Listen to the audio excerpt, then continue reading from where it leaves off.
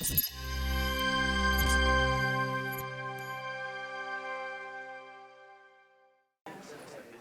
evening, everyone.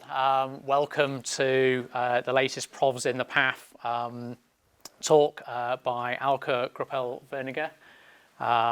So thank you, everyone, for coming. Hopefully we've got a really interesting, or we will have a very interesting talk coming from Alke. So Alke is going to be talking about, or taking us on a journey from all the way from Disney right through to the latest Marvel and other latest sort of fantasy areas within the media. So it's going to be an interesting journey that she's going to take us through.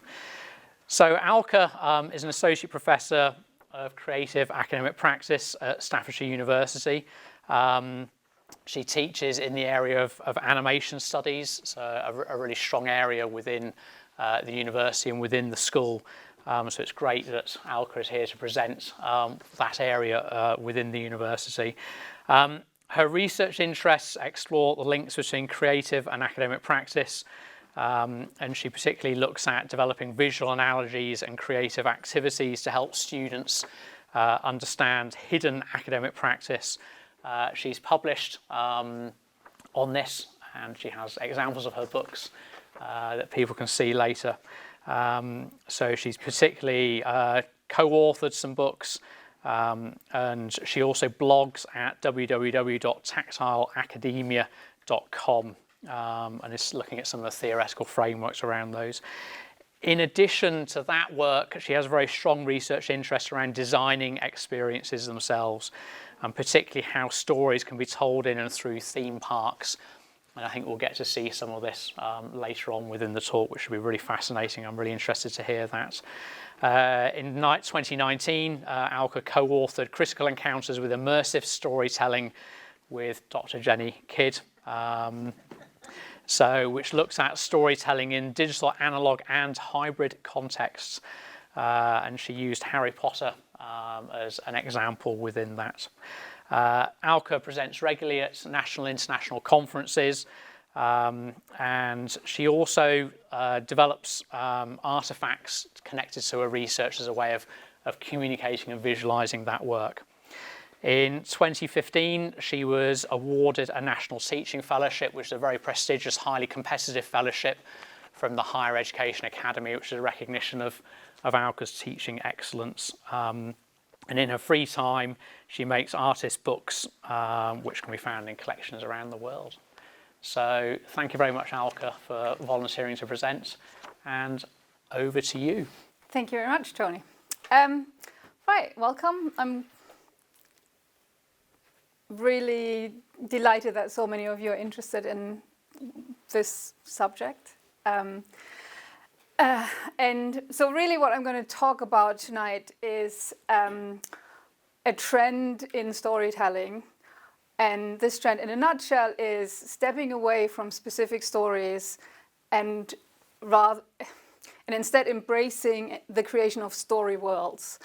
I'm especially interested in how these intersect with the real world, so our everyday life experience, and how these overlap with ours on the one hand, and by looking at how these worlds allow us to enter them on the other hand, and also how those things potentially deepen the experience for the consumer, or the audience, or the guest, which really is sort of the same thing.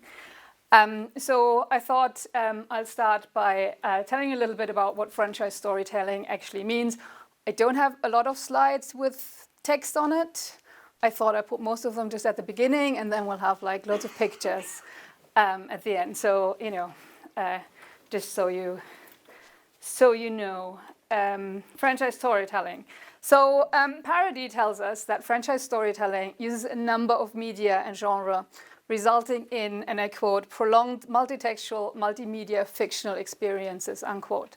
So the creation of a story world that goes beyond the original source text, whatever form that may be, might not actually be a text, might be a film, might be a podcast, but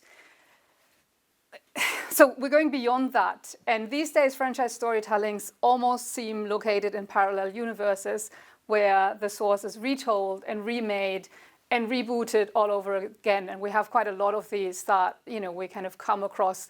Batman, for example, seems to be retold and, newly imagined all the time. Not going to talk about Batman tonight, though. And what I'm particularly interested in are the storytelling experiences that are located in environments, such as exhibitions and theme parks. And those are the ones that I'll be focusing on tonight. In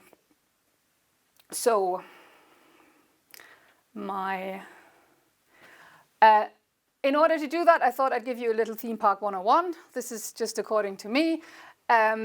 This is also this is very simple in most simple terms, I would say, just so that you kind of understand what I talk about.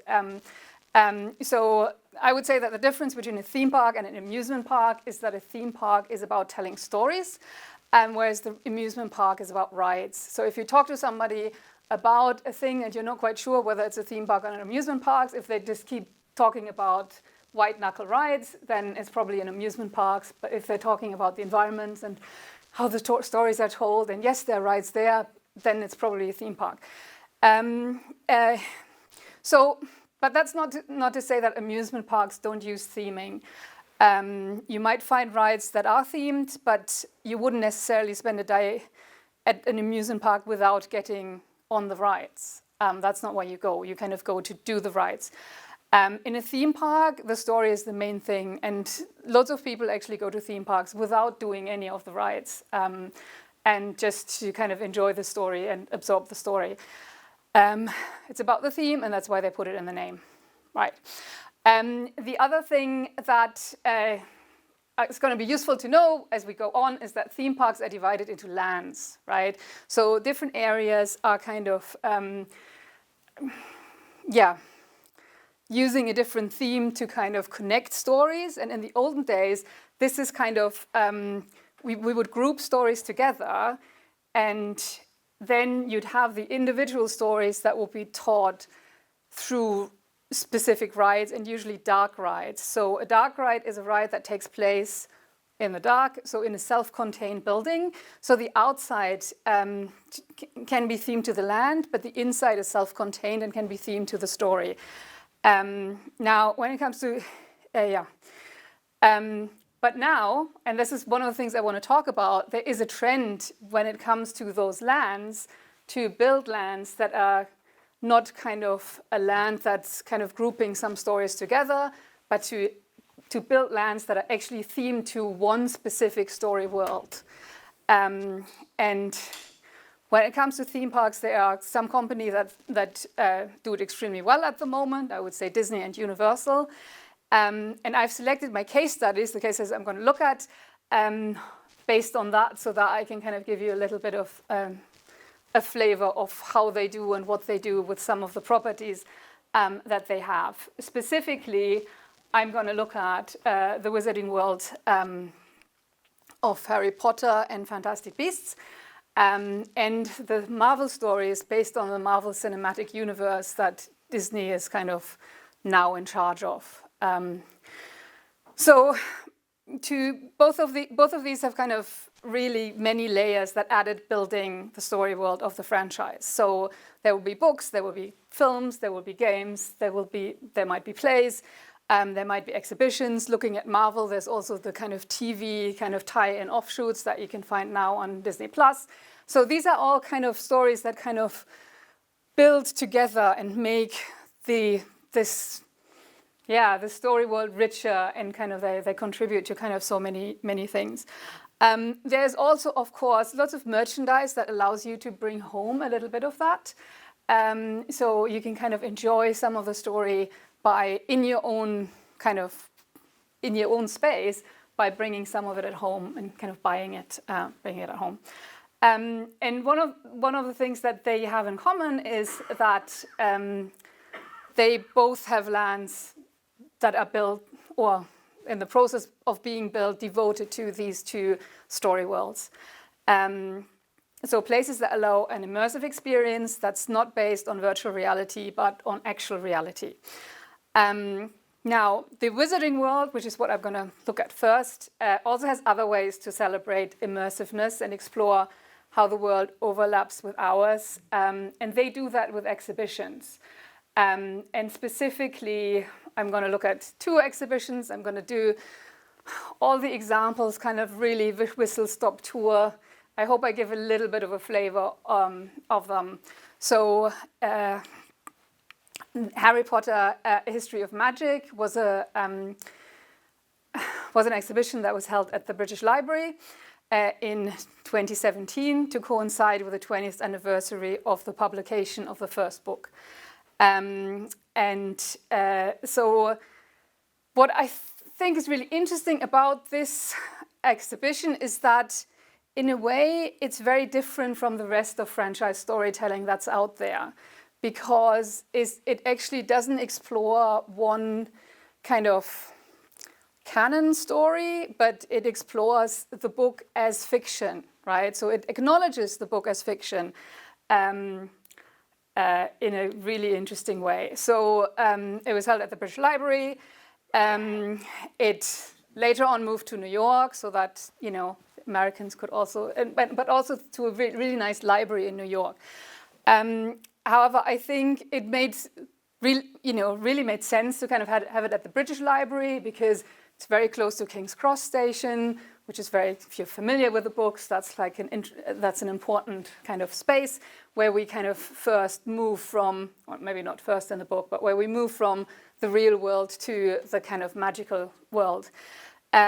So it's basically across the road from St. Pancras, which it feels like that should have been kind of that magical station because it just looks like it, you know, with its Victorian architecture. What was really interesting about that that exhibition was that the way that it was kind of designed was way more immersive than the exhibitions in that space usually are. So it was downstairs at the British Library, and it had like lots of these really kind of cool touches. Like we see here the flying books that as you kind of go down into that space.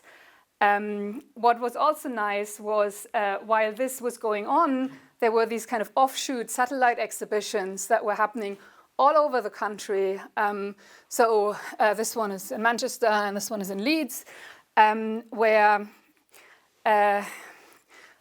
these UK libraries were given the opportunity to display some content as satellite exhibitions that was kind of directly kind of copied from the kind of main exhibition.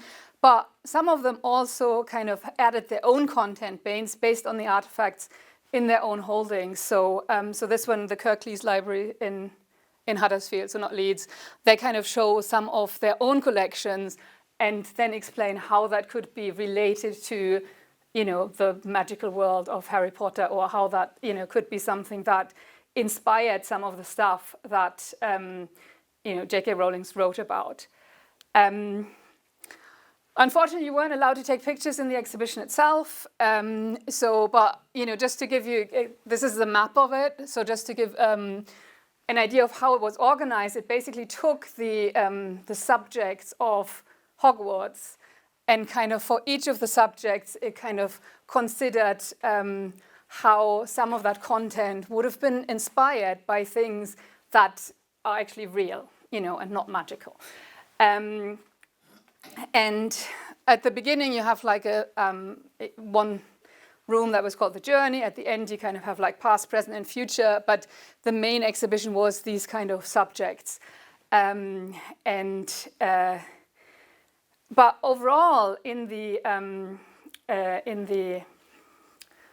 things that we can kind of see in the particular exhibition, we have on the one hand artifacts that come from J.K. Rowling's and Bloomsbury's, so that's the British publisher, from their archives, and show some of the development stages of the books, you know. So here, for example, we have a drawing that Rowling did when she was working out how the entrance to Diagon Alley would present itself. And we also have type pages from an original manuscript. We can kind of see the changes that have been made for. I think there was at least one section that didn't make it into one of the books. And we also have the kind of plan as she kind of was planning out all the chapters of the book. So there's lots of stuff that tell us, about the actual books and the genesis of the books, which was kind of quite interesting. And she said the conceit is that we Muggles, we sort of glimpse this hidden world because we know some sort of mythology, but what we think we know is often wrong. The real magic, as it were, is not quite as we believe it to be, using pre-existing myths or ideas of fantastic creatures and so on was a way of giving texture to the world. So, that notion of kind of making it more real by kind of referring to things that we are already aware of through some kind of, through mythology, through things we might have come across.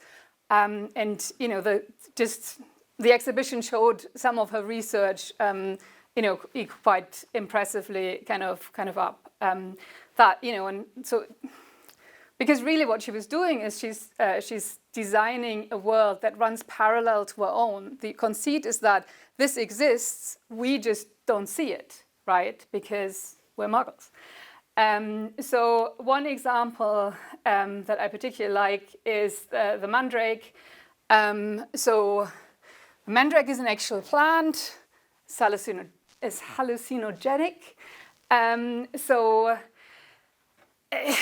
the roots look like a person. If you imagine you kind of have taken some of it, so you're a bit high anyway, and you see the roots and it looks even more like a person, that could totally happen. And out of that idea that the roots can be a bit like a person sprung this idea that actually they are people and you shouldn't harm them. And so we have kind of like an actual mandrake root that was in the exhibition. We kind of have another mandrake root that looks even more like a person, weirdly. But we also have kind of manuscripts that kind of show how mandrakes were seen over the years and in different cultures. And I think this was there was a part of how you can kind of get one out of the ground, and you need to use like this dog to kind of to kind of help you. And then there were also illustrations that were done for at the time new illustrated version of the Harry Potter books, where the first one was coming out at the time. So we had these new illustrations that were really specifically tied to the books. What's really interesting about this exhibition was that there was not one image from the film in there. And I think that's really noticeable because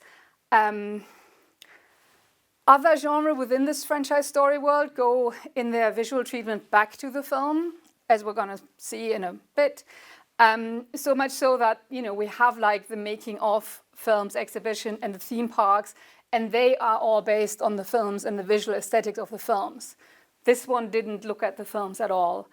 But I think it still helps to develop the story world because it looks into the roots of the magic, or the roots as we Muggles understand them.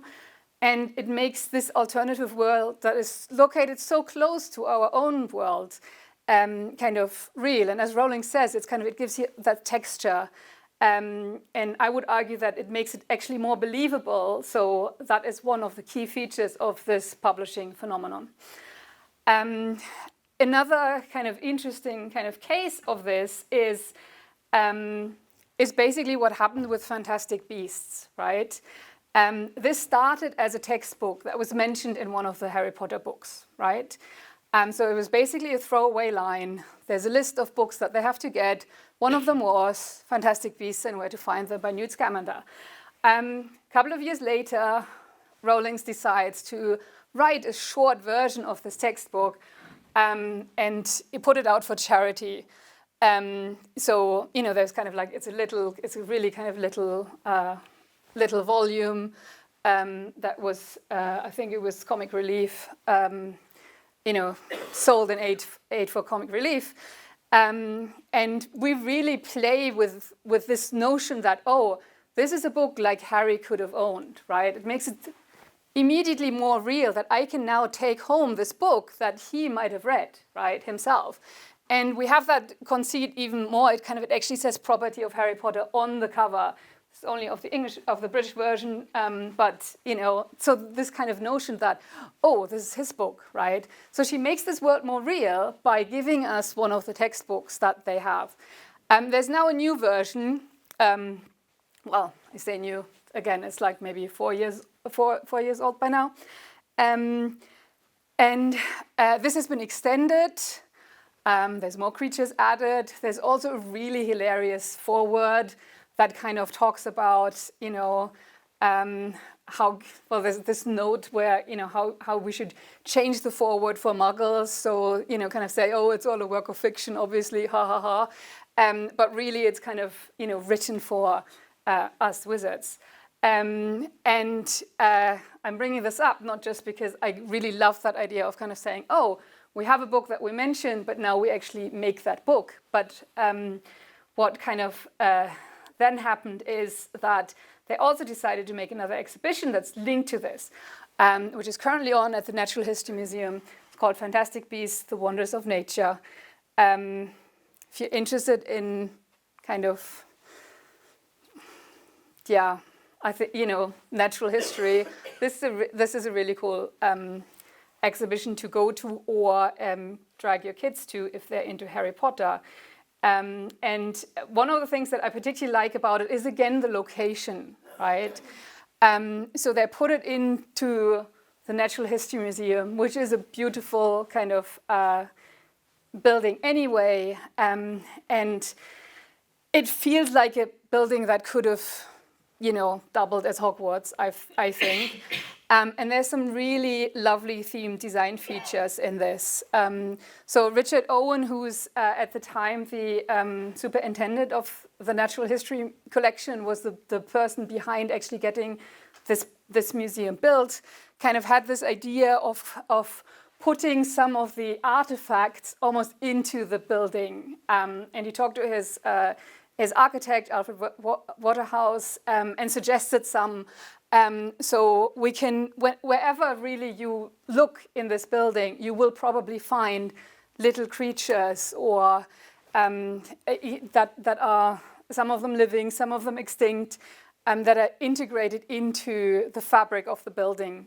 Like you find kind of here, like little fish on this column, for example, and they're everywhere. And it's, in a way, one of the reasons that I like it so much is that this could have really been designed by Disney, because it's theming the building to what's going to be in the building. The building tells a story, which is something I absolutely love. Waterhouse called it the cathedral to nature. And I think it really kind of is that. Now, the exhibition itself seems kind of perfectly integrated in this. So the entrance is at the end of this corridor, which kind of has lots of stuffed birds in it. So it's kind of just one of their normal kind of corridors that you just come across in this building. And then once you enter it, it kind of, it continues. You kind of have like the wood paneled walls. You have display cases with kind of specimen in them. And some of them are real and some of them aren't real. And some of them use kind of props from the movie. And you also kind of have this kind of weird kind of noise, as if there's something moving around in the wood paneling. So it's also a bit kind of, it's kind of heightened your awareness of that maybe something else is going on. And again, this idea that, oh, we're living just next door to all these magic people. And maybe this is one of the ways that we could kind of break through that almost, which I found really kind of interesting. as a thing. So we have clearly integrated, and each section is framing a point of interest that's first illustrated by one of the fantastic beasts, or maybe some of them, but then it goes on to explore a similar phenomenon in nature. So it's a great way of kind of getting, especially kind of kids who are fans of Harry Potter and Fantastic Beasts, into learning about the natural world by kind of saying, oh yeah, here, the demiguise, it disappears, well, and here's the chameleon that actually exists and it does sort of the same thing. And they also use they use quite a lot from the Fantastic Beasts films in there. So you kind of have like an interactive kind of game with the Niffler. You can kind of see what he's actually stealing. You kind of have mooncalves, which are kind of made for this, but they look like they're stuffed because they're in a context where you kind of find stuffed specimen. There's also at the very end, there's kind of a real kind of call to become a conservationist just in the real world, just as Newt Scamander is or was in the story world. So it kind of really has this mission of getting people interested in real world and real world phenomenon, and just uses the Fantastic Beasts stories, that story world, to kind of make that connection. So these are the exhibitions. But as I said, there's also other sort of maybe more specific story world immersive experiences out there. And one of them is the Warner Brother, the Making of Harry Potter Studio Tour, which is down in Leavesden. This is another type of exhibition that explores the wizarding world, and it explores, as the name says, the making of the films, right? So this is not a world that you enter in and think, oh, I'm here in that place where Harry Potter lived. Rather, it kind of really goes and shows us some of the props and sets. Some of them original, because this is actually filmed where they filmed at least parts of the movie. They show us the costumes. They, depending on when you're there, they kind of have like little side exhibitions. So it might be some wigs and hair pieces. And they show us some workshop environments where of course, these aren't real workshops, right? But they give you the impression of this is what a workshop looks like if you're working on a film like this. And they also, I had to put this in because, I particularly like the Mandrake. So for the Mandrake, for example, it kind of shows you some sketches, some casting of it, some kind of prototypes. It shows you some, the paints that will be used to kind of paint them. It shows you the mechanics of how they then are made to move. And it actually also kind of has one that, has a button somewhere and you can make it actually do something. So it kind of really explains that, how did they achieve that effect in the film? And that's quite fun. I like the Mandrakes. And some of it are quite large-scale sets. So, for example, they have the set of Diagon Alley. And so this is the Weasleys' kind of shop. And here you can kind of look at it from the outside, what it kind of looks like. However, if you go to a theme park, and specifically the Wizarding World of Harry Potter at Diagon Alley, Universal Studios Florida, they have a park where you can see it here.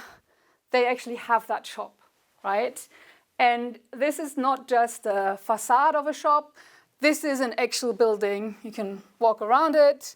It has much bigger as it is on the set, and you can actually walk inside it. And guess what?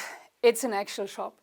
Now, this, I think, is particularly genius because I don't know whether you're aware of, but theme parks have really, it seems like most of their space is either retail or food, right? So the ride spaces are actually quite small, and often they're not actually in the theme park, located in the theme park itself, only the entrance is in the theme park. But there's so many spaces where you can buy things, right? Normally, I find that totally jarring because, I think it needs to make sense, why would these spaces sell something?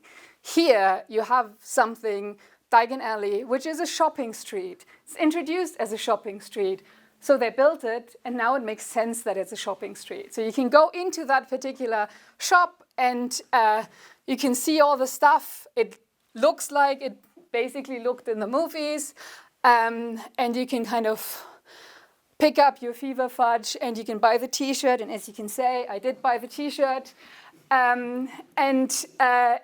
It's kind of a really brilliant way of making it properly immersive. You can go into this, right? Just like the characters did in the movies, right? And as they did in the books. So you are in Diagon Alley, and that is next door to this slightly weird approximation of London. So this is, what London is supposed to be.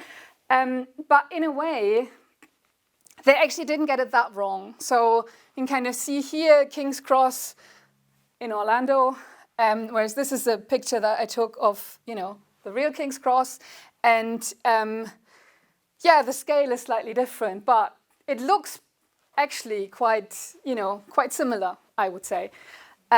So this kind of link to the real world, which they kind of pretend to be in the real world, and technically, if you're within the Diagon Alley theme park, they all pretend you're in London. Some of them more successfully than others. But the idea is really that you're kind of there, that you're not in Florida anymore. So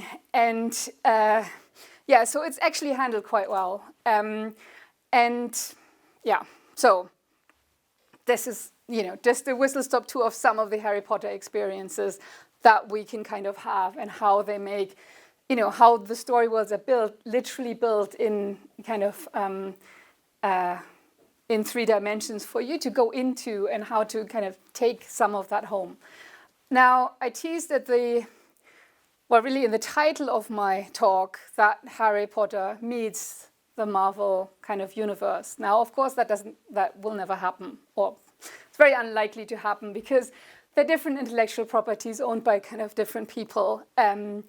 But if you actually were going into the other Harry Potter, Wizarding World park that is in Florida, which is Hogsmeade, which is located in a different park, although they're connected by a ride, the Hogwarts Express, then I don't have any pictures of Hogsmeade, because there's one thing that really annoys me about Hogsmeade, which is that they decided to kind of portray it in winter time. So they have like snow on the roofs, but this is Florida, and everybody runs around in a T-shirt, and it just does not work. So but really close to that is another land of that Islands of Adventure park, and that is the Marvel Superhero Island. Now here we have something that was built on the IP, the intellectual property of Marvel comic books, before the Marvel Cinematic Universe, that Disney started, in a way, right? So this is a bit older, and we can see that it's a bit older because this is a real 90s vibe about it. And it really kind of tells that story of, these are comics, right? So you have a really kind of very overly designed comic book sort of aesthetic in here.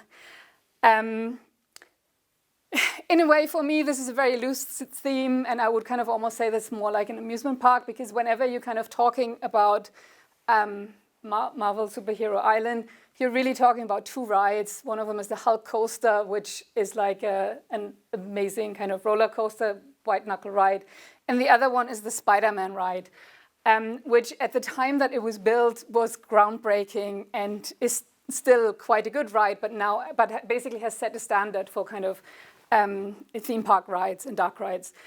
Now, this was all put together before there was talk of having a unifying story and a unifying story world, such as the Marvel Cinematic Universe, right? This only came in place once Marvel started making films, and then they were bought up by Disney. Because Universal made that deal with Marvel in the olden days, they can still do it. And actually, contractually, Disney are not allowed to take their Marvel theme park content east of the Mississippi, right? They can do it internationally. They can do it on their cruise ships because those count as in international waters. But in America, they can't do it east of the Mississippi, right? So we will not get a Disney Marvel land at Walt Disney World because they're not allowed to do one. However, they do have started doing some other things. One of the first things that I experienced here was the Avengers Station. Station, obviously an acronym for Scientific Training and Tactical Intelligence Operative Network, because Avengers like to do the acronym thing. And this is in Las Vegas. And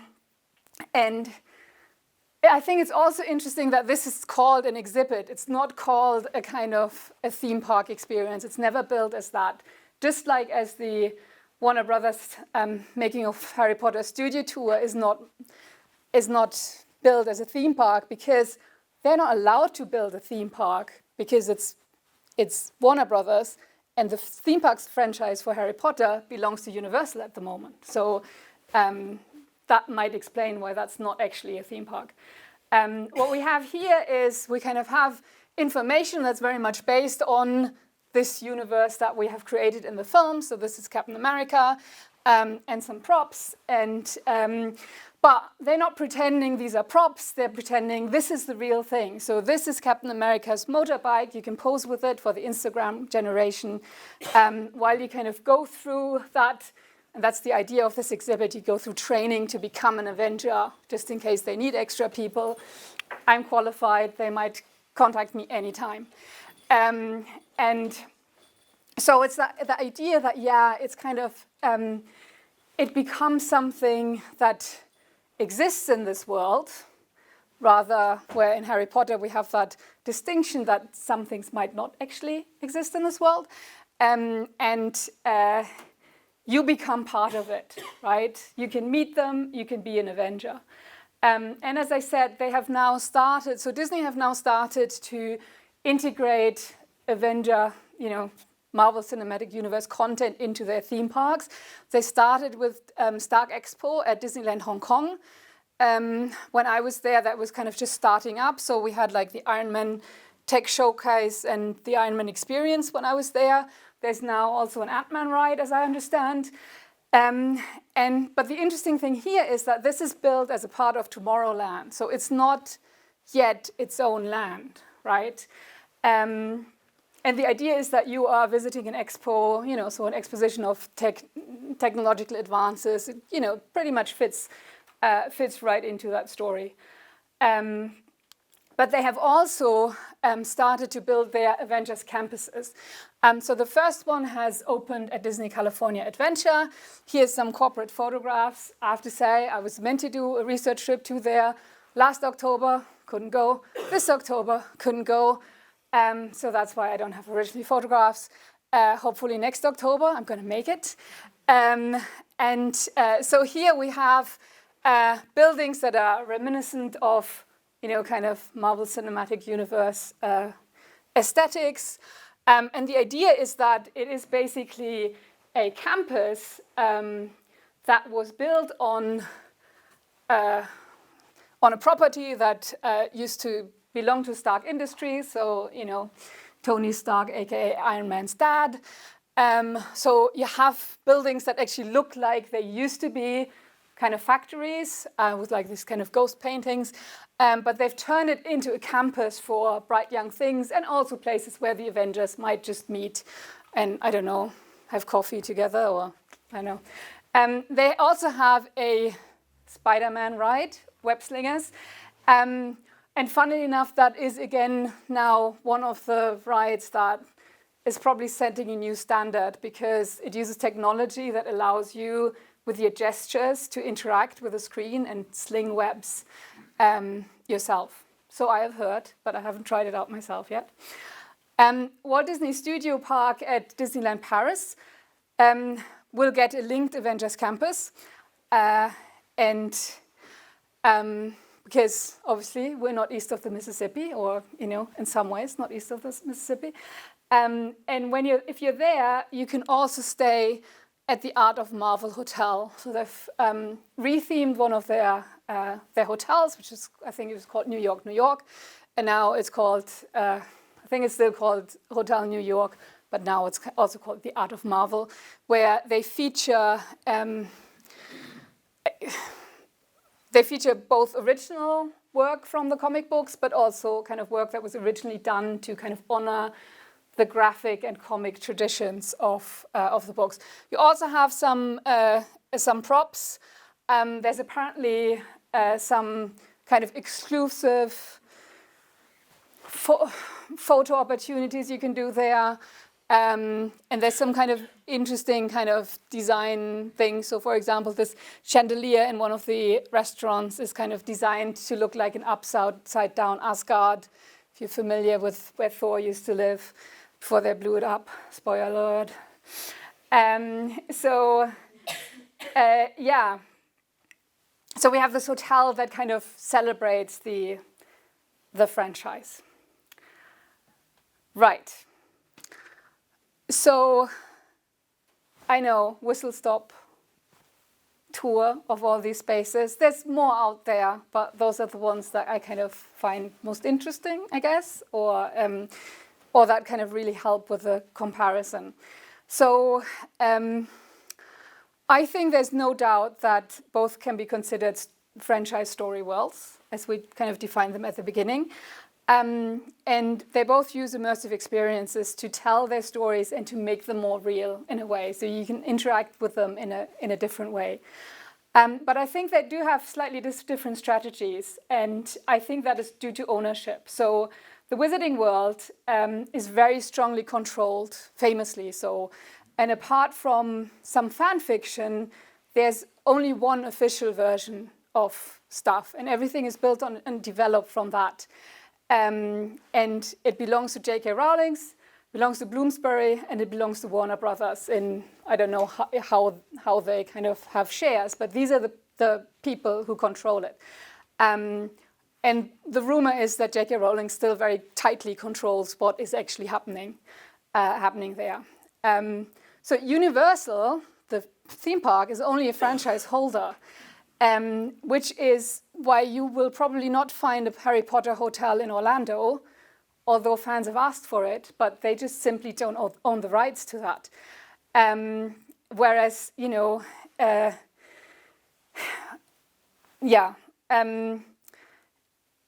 whereas the kind of owners are quite happy to explore and highlight the Wizarding World in other ways, like these kind of combos with the museums. And I would say that, kind of there seeing the Wizarding World as, fiction is actually support links to the real world, and in a way makes it more real. And it makes it's particularly appropriate because the magical world is located beside but unseen, our Muggle world.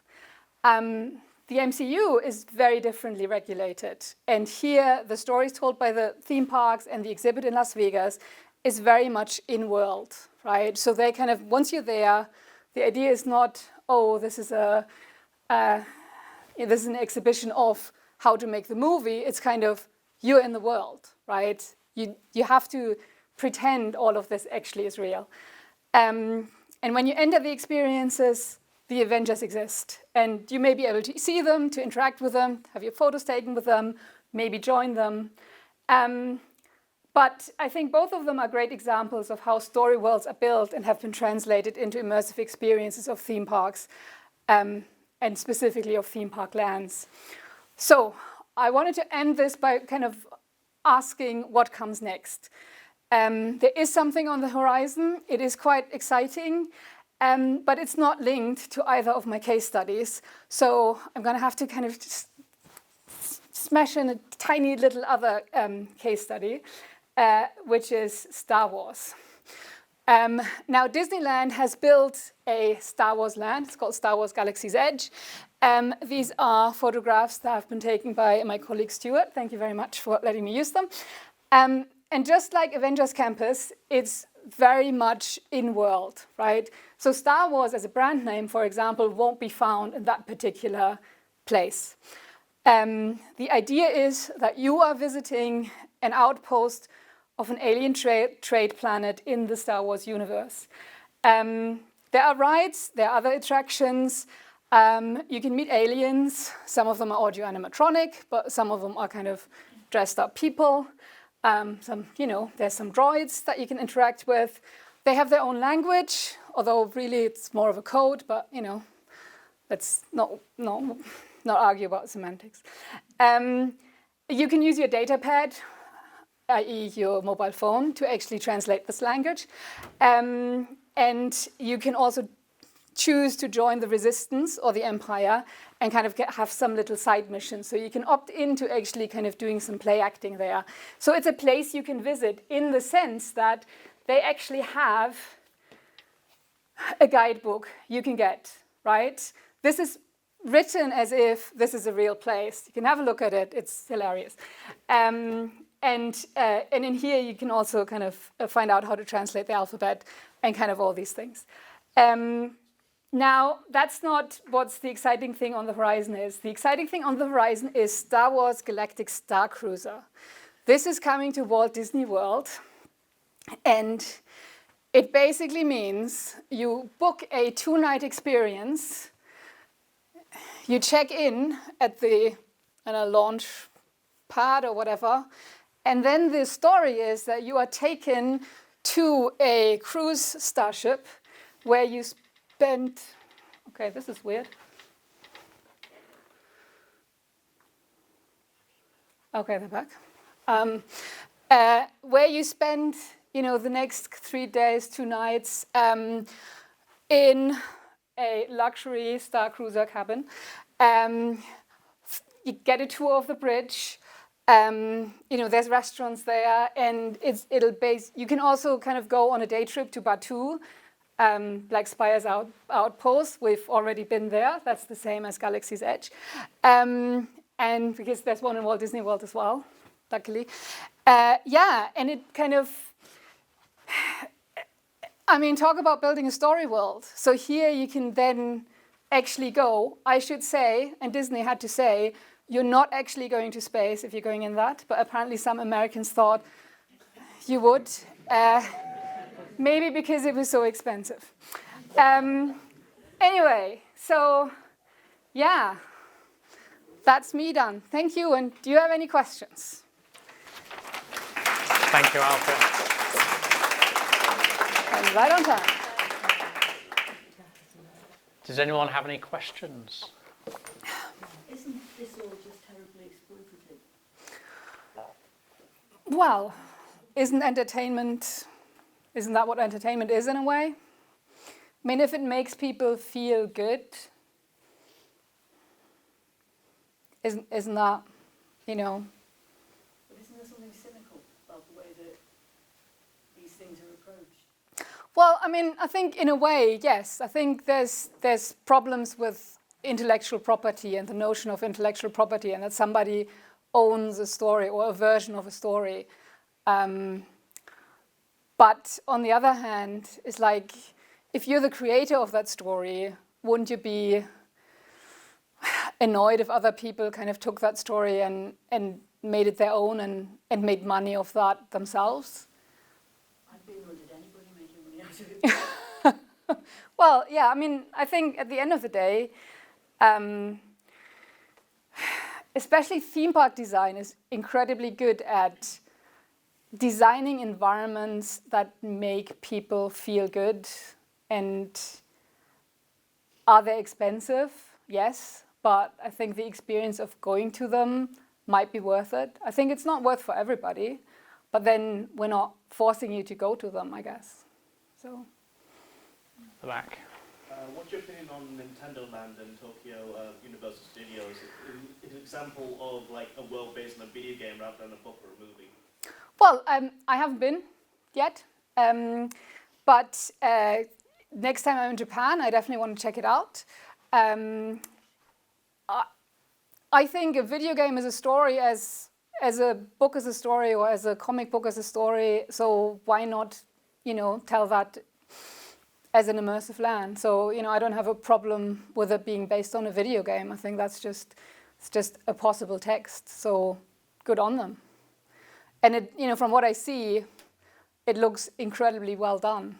So quite exciting to go, I would say. Any other questions at the back end? Do you think that, like with Nintendo Land, that video games being initially more interactive as a medium would have an effect on the theme parks that they develop? Well, I'm not sure I would agree that video games are more interactive. Because in a way, I think if you're reading a book, you're also interacting with it. You're imagining what it's like.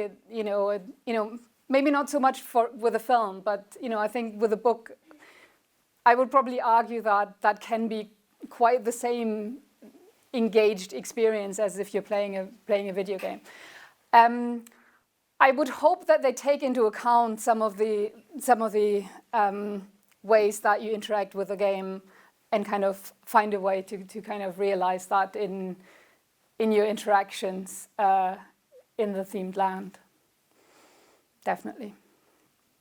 So you were first. It's kind of related. So I'm kind of curious as to whether or not you think there's a kind of some sort of more immersive game on the horizon that might kind of interact in the real world, so that the immersion is game mechanics, whereas you have challenges to overcome. And Well, we already sort of have that, just not on that large scale. I mean, escape rooms, for example, are part of that. We have cosplay and LARPing, so live action role playing. So, some people kind of already have that. I know of one kind of wizarding experience, which is incredibly close to Harry Potter, just without using the name, because they're clearly not licensed. So, kind of going out there and kind of doing things, I think that's already there. I think there's augmented reality games that allow that crossover, so using technology as well. So there's immersive theater performances where you kind of go into a space and interact or choose your own path. Punch Drunk is doing exciting things with that. So I think these things are already here. They're just not on that larger scale yet.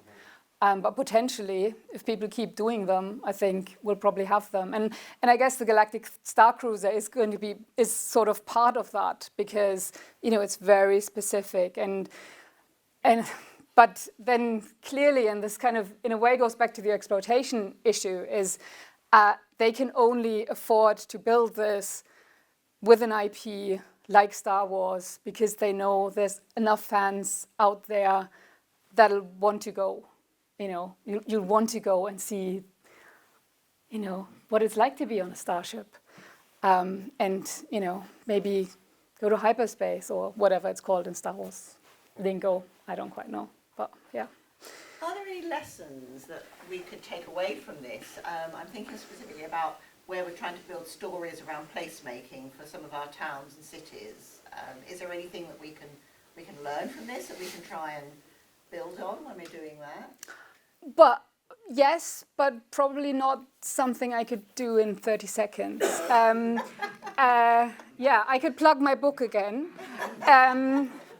It's called Critical Encounters with Immersive Storytelling. We have it in the library here. And one of the things that we're doing in there is kind of looking at a framework of analyzing immersive experiences and looking at it from different perspectives. And that probably could be really useful when kind of designing experiences for a specific place. But I'd definitely be happy to have a longer conversation about this, you know. Brilliant. So yeah, just give me a shout. Do you think DC Comics will have the same marketization level as the Marvel campuses across the globe? I don't think at this point they do, but I think they have the potential because, you know, I think the stories are there. I think they probably need somebody to kind of come in there with an overarching vision. And I think that's what made the difference to the MCU, that, you know, you have somebody, and then you have the money behind it. So, yeah, I mean, I hope they won't be bought up by Disney, because it's nice to have some sort of, you know, variation in the world. But yeah, so I think they're not quite there yet, but I think partly it's because they haven't quite put their foot down and said, this is the thing that's canon. You know, if you just look at the different Batman, you know, variations, if at some point they'd kind of said, this is the one that we want to exploit properly, you know, fair enough, but they haven't quite done that. So you kind of have all these kind of offshoots, but what Disney did brilliantly, I think, but you know, there's also problems with that, is kind of saying, well, this is the story that we want to tell, and now all the stories that we're adding to that are linked, and you know, and they all reinforce each other. And you can't do that if you have different people who are kind of doing different stories, and they're doing their own stories, they're doing their own interpretation, which in a way is a shame, because that's why the comic metaverses are so rich. You know, DC as well as the Marvel, you know, because you had different people working on different interpretations, and you know, and that's when you got weird crossovers, and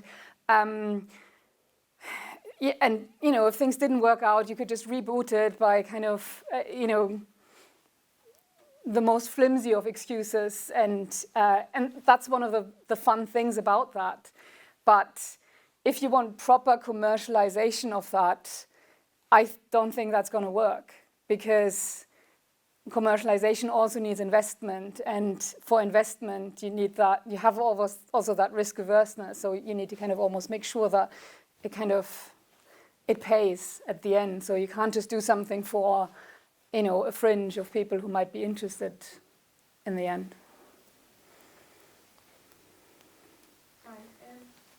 Do you believe that world building could be like explored outside of theme parks themselves? Say, for example, like in shops, in branding? I think it already is, definitely. I mean, I've looked at the entertainment side here, but I think it is, and I think it's going to become even more important now that, you know, after that time away in lockdown, this idea of why are we actually going into town, it's going to be about the experience. And if you're interested in that and haven't read it yet, have a look at The Experience Economy by Joe Pine.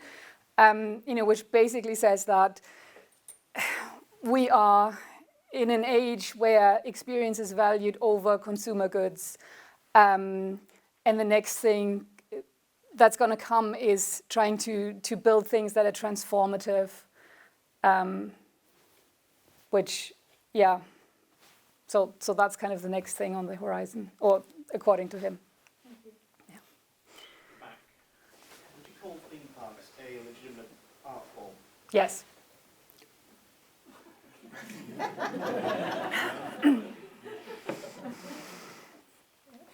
Yeah. Do you think, like, if Dune, for example, became as big of a franchise as Star Wars, and then, say, Final Fantasy became a big franchise as well, do you think that we are reaching, or there is a capacity for kind of theme park experiences across the globe, which at one point they would just say, well, we can't do this because there's already too many? Oh, I'm not sure.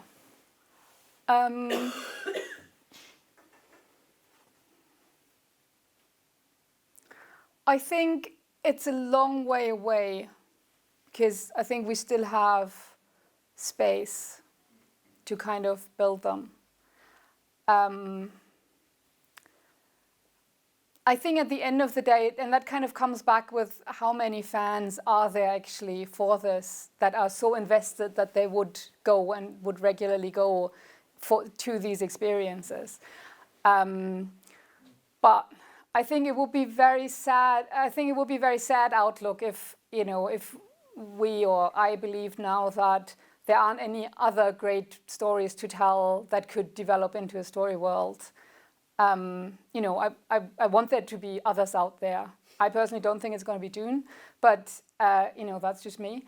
But I hope there's other stories out there that kind of enthuse people to kind of build those stories into a story world and come up with all these other things that are shoot-offs, but kind of all tell the same story. And I mean, if there's at some point, will there be a tipping point? Maybe, but I think it's probably still a ways away. So I think as long as we're alive, we're probably okay. Final question. Isn't what you're talking about the metaverse? Well, I'm not really sure what the metaverse is, to be honest, right?